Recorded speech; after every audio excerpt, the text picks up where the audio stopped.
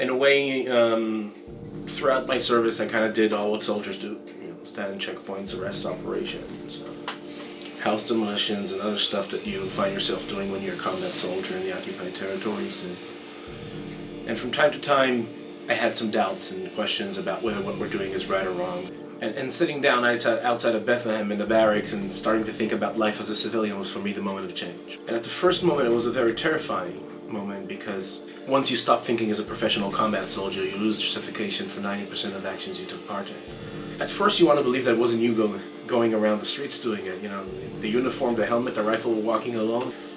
But I think the most important thing that brought me to where I am today was the minute of understanding that in 3-4 months I'm going to give back my uniform, I'm going to give back my weapons, I'm going to give back everything, but I can't give back myself.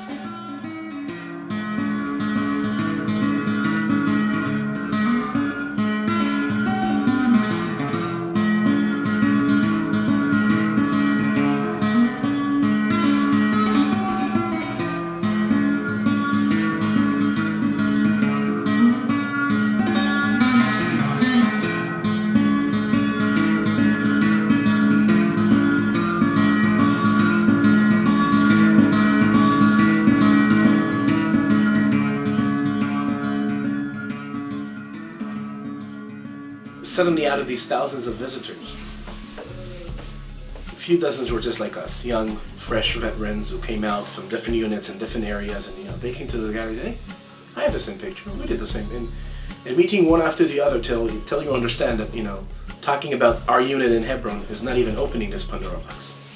We have a draft. The people serve. They come back. They're silent. When I went to the army, I kind of had this sort of an excuse. I think many people use it. Many recruitees use this excuse that I see myself as a sort of an enlightened, humanistic person. I definitely don't have any hatred towards Palestinians and I wish them no harm.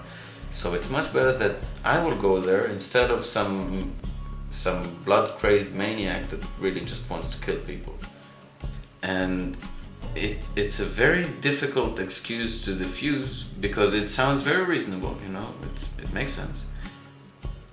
And the only way it doesn't make sense is when you realize that even if you were standing there wearing a ballet dress, giving flowers to Palestinians going in your roadblock, you're still an IDF soldier and you're still disturbing their life because you have no right to be there and bother them as gentle and polite as you may be.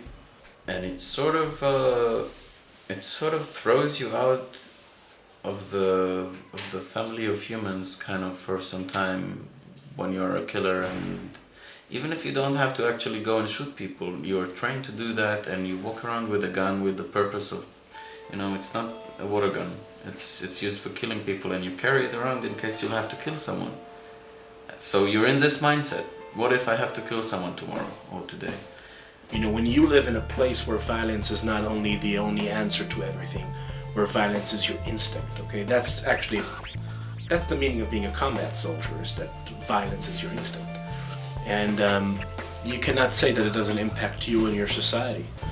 I think that the most important thing that Breaking the Silence can come up and do is to try to explain people why things that seem so wrong when they sit as civilians or from, far away are perfectly right and make perfect sense when you are inside this reality. Try to show the difference between how you see things as a soldier and a civilian. I remember myself just coming back from Gaza with the bus and walking from the bus to my home and near a cafe. And then looking at people like us. And Gaza is 60 kilometers from here. And I just came with my uniform from real combats, from people shooting each other, Palestinians that have nothing to eat and can't get to hospitals. And one of my soldiers was killed. And then I came to Tel Aviv, 40 miles from Gaza, walking past through this cafe.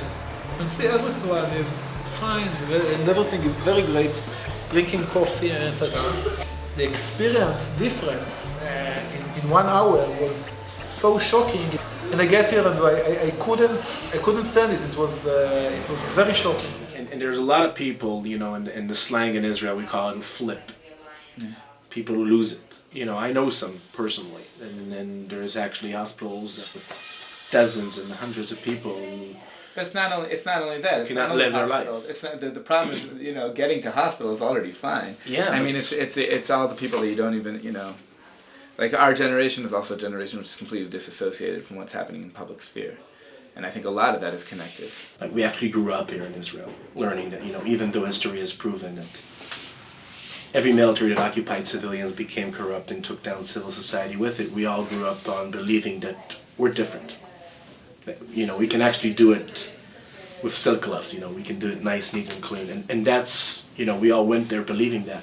For the Israeli society itself, sending every 18-year-old into the army, having them grow into a position where they don't ask questions but they just follow orders. I've seen that happen to me.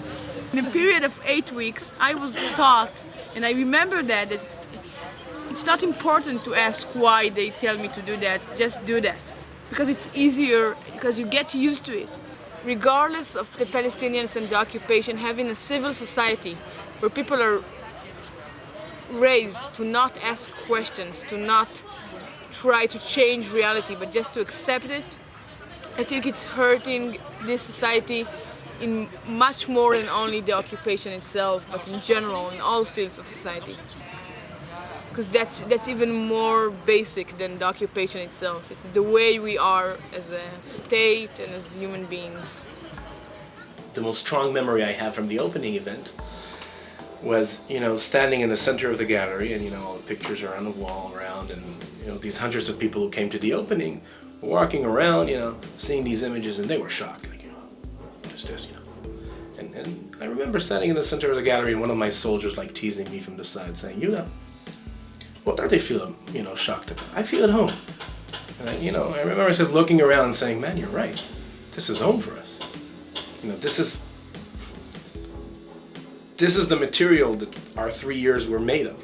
Regarding combatants, look, I mean, I invite you to fly to India or South America and like find like half of my unit who's like out there on like, I don't know, like what they're like smoking or you know what they're doing out there, but it's definitely part, you know. We call it diving.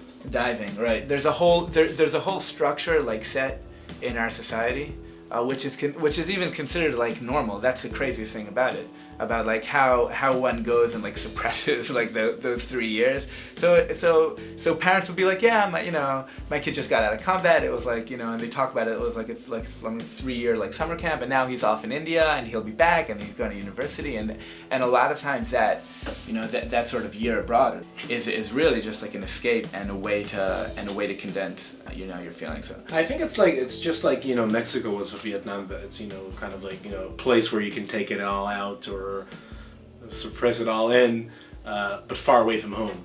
So Right. the parents in society don't actually see the results. You know, if the average Israeli will go to India and see how veterans act there, you know, he'll be shocked and terrified, right, you know, on the spot. But it's always like, you know, the surprise is always like the last couple of years everybody's dealing with like the traumas of the people who fought in the first Lebanese war. And I remember when I was in high school, everybody 82. was suddenly like, yeah, in 1982, suddenly everybody realized that there are people in trauma from the war in 1973.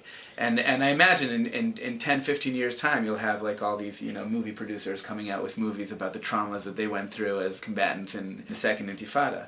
So society's constantly like awakening to the fact that there was something happening 20, 30 years ago, and now we're suffering post-trauma from it, even though it's not happening only 20, 30 years ago. It's like happening right now. For myself, it gets you out of balance for a while, at least. And it takes time to become human again. You know, stop being a killer. Look, the problematic thing for me is I actually feel that, as you said, like post-trauma is natural. You know, I feel really frustrated with people who like everything is fine, and that's something which is really hard for me to cope with, like even on a personal level. There are a whole lot of veterans in my life, and some of them were even with me in service, and they're completely fine, like not pretending to be fine. They're completely fine, and that drives me nuts. You know, like how could they have gone through the same? But apparently, you know, that's part of the realization, is that, you know, people go through things in a different way. When I went through service, I was sure that it was only my unit which was problematic. It was only me as an officer that was doing something. And people don't understand that when you're in the military, you'll blame everything on yourself and not on the system. Like, the system has to be right for you to just go about doing your daily thing. So I was sure that it was, you know, only my unit or my company or my platoon that was not behaving properly. It had nothing to do with the system of occupation. But sort of the moment of awakening for me, or one of them, was that I came to give a testimony to Breaking the Silence. And I was sure, like, everybody was going to say, wow, that's the worst thing I ever heard. And they're like, yeah, okay, you know, that's your testimony. It sounds just like everybody else's. And it was just really bizarre to understand that my story is pretty much the same as everybody else. The vast majority of the behavior that we talk that you find in testimonies that Breaking the Silence publishes is mainly to do with the nature of the reality of occupation. It has nothing to do with the military. The military cannot change it. The military cannot make me a nice occupier. Because, you know, like, I was beating myself up for years, and I'm still beating myself up now that, you know, I could have done differently, and here I could have done differently, and there I could have done differently. Now, that's bullshit. You know, I've analyzed every situation, every type of that situation that I was in the military. Believe me, like, time and time again, and like, rationally, most times I wouldn't have been able to make a different choice. Part of me still says, like, if I could have just been better, you know, this situation wouldn't occur. And that's a place where I think society would feel much more comfortable, and the army would feel much more comfortable, as people just beating themselves up about them not behaving properly and not understanding it's about a systematic problem, and it's about a problematic system. If you actually want to put in jail every soldier who abused the Palestinians, so all our generations to stand in one straight long line march left right into jail, because we all been there, and our hands are not clean in different levels in different ways, and everyone has his own story. And you know, the phrase Yorim v'bochim, in Hebrew, shooting and crying, is a phrase which has been around since 1967. Like, the idea of, like, you know, you go to combat and it's terrible, and then you go back to combat and it's terrible, and what makes you moral is the fact that you say that it's terrible and then go back to combat, and we don't want to be in that place. It's not about our process, it's not about our awakening, it's just about mediating what we did to other people. And they should be the focus of the story here. If I murdered someone innocent, you know, I can fall asleep, but he's dead. Right, and we can go home and have these conversations, and, you know, then turn on the water or whatever, and do all sorts of basic things, or have, you know, safety in our homes, which is something that I can't say, you know, to the tens of people who I walked in their houses in the middle of the night. The story isn't about me searching their house. The story is about their house being searched.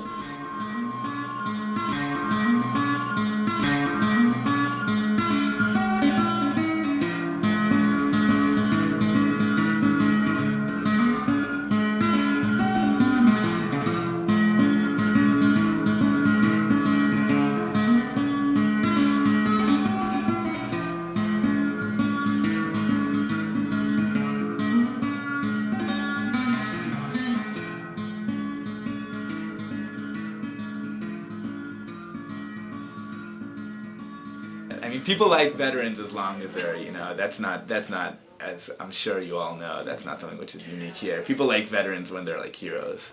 People don't like veterans when they're angry, or when they're upset, or when they're, who would have thunk, you know? So.